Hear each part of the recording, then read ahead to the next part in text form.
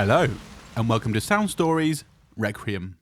In today's episode, we'll be talking about the song Requiem, everything that went into it, all that normal deep dive stuff.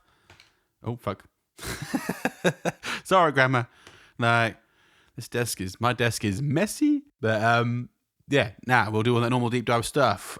Like, and at the end of the episode, I will talk about what's to come, some things in the pipeline, some exciting shit, you know? So, again, I keep knocking into things and swearing. It's not a great start, but anyway, let's get on with it. Whoop, whoop. So, where did the idea for Requiem come from? Basically, I'm a bit of a daydreamer at work.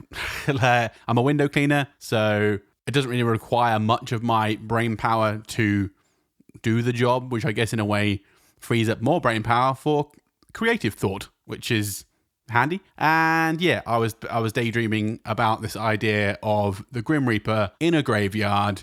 What would that sound like? And started compiling these ideas of sort of elements for it. Like, it's raining. It's not a happy graveyard. Like, I mean, I don't think those exist, but like, yeah, it's raining. It's a graveyard. There's crows, the wind, the rain, and this sort of dark element of this evil presence, I guess.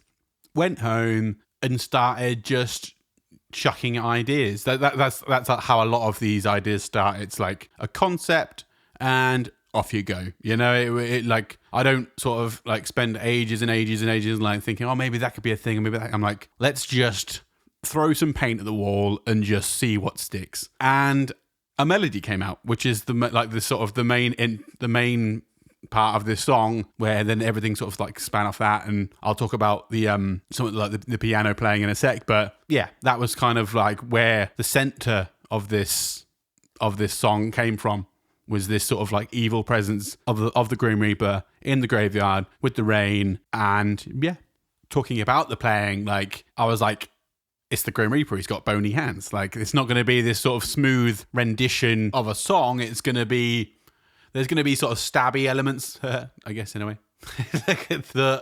It all sort of plays into this sort of concept of sort of the Grim Reaper, death. It's where the name came from anyway. It's called Requiem because the Wikipedia definition of Requiem is a mass for a dead person, one, or two, a musical service or composition in honor of the dead. So it's cheerful, but again, it plays into the whole idea. Let's talk about some cool elements from the song. Basically, there's six pianos. Jeez. And yeah, there's some sort of louder ones. There's one doing the left hand, one doing the right hand. I wanted to play them separately so we can sort of have a bit more control over manipulation of the sound. There's some in the back. There's some which their entire job is to create sort of atmosphere and sort of texture sort of thing, you know? So there is also a recording from a real graveyard. Me and my cousin Jess went to a graveyard in Bradnam.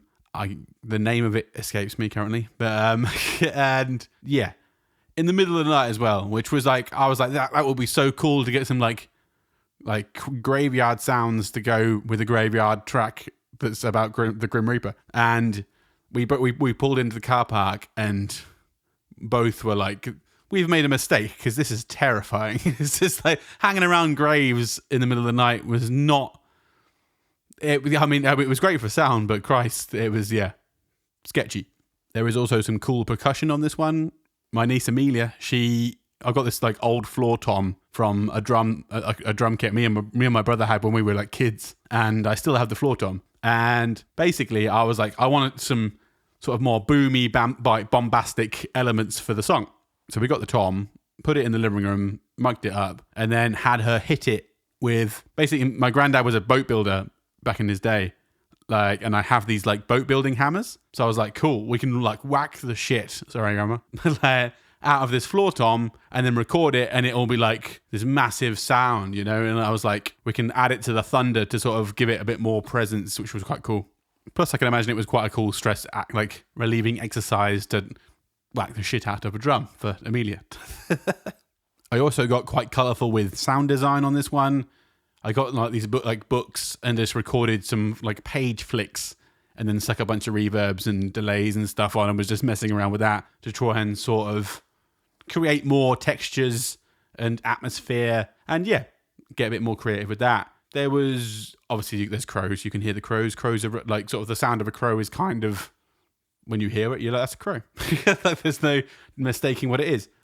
Zombies. There was a zombie at the beginning. There's like that wasn't a crow at the beginning. That's a zombie that I just hid in there for shits and giggles, like I guess. But no, that's some of the cool elements. The album design. Now that's quite a fun thing because basically this song has been in the works for years. Like I thought I first came about it maybe 2023, so it's been about sort of 3 years in the making. And it got put on the shelf, and I was like, it'll be a Halloween thing, cool. Halloween came around, I took it off the shelf and was like, now's the time to put this thing out. And I was like, I'm just not happy with it. Like some of the piano parts, I'll go into more detail on something else like that I will talk about at the end of this episode. But it wasn't right, you know. And I was like, I need to like pluck away at this a bit more. And yeah. Again, I postponed it. Already had the artwork made by a lad in Argentina. His name is Quimero. Like, he is a student from Argentina. I went on Fiverr because it was like, I didn't want to like, because it was a big when like AI had started coming and everyone who knows me knows my opinions on AI. And it was like, I wanted to give at least like a human being a chance, you know. And obviously like sometimes like on Fiverr you can tell like when it's not real, like, or like if it's AI generated. But this guy, like his artwork was just something else, you know. It was like it was exactly what I was looking for, sort of skeleton. I'm a big fan of like Wes Lang, like his sort of skeletons and sort of death references that he puts into his paintings. So I was like, I saw this guy and I was like, he's the one, you know. And I sent him like a demo version of the song to him for him to write to, so we can sort of like, my art is inspiring his art, and then it all sort of like it comes together, you know. So big up to Quimero Art. Like, I will tag him in anything I post because that lad, talented motherfucker. But yeah, that sort of covers it. That sort of covers it. Jesus, learn how to talk, Gary. But yeah. Now, thanks for listening to this far. This far. That's a sentence. Basically, at the end of this, I want to talk about something that's in the pipeline. YouTube. YouTube is a big thing at the moment. A lot of people, like sort of creators and that, sort of have their own channels and stuff. Oh, that was a pot of plectrums just on the floor. No, it's a cool. YouTube's a big thing at the moment. I like talking about the things that I make, and I like the creativeness of it all. I want to make a YouTube where it's me breaking down these songs. And songs that I've made. There's songs that aren't even out yet that need to come out that I'm finishing up. But yeah. So if you've listened this far, let me know if there's something you'd be interested in hearing. You know, it's like, I appreciate anyone that listens to this stuff. You know, like, it's just me yelling in the mic out to the universe, talking about a thing that I like to talk about. And I wouldn't blame you if you didn't give me the time of day, you know, because it's not like everyone's got their own problems. Everyone's got their own thing to be doing.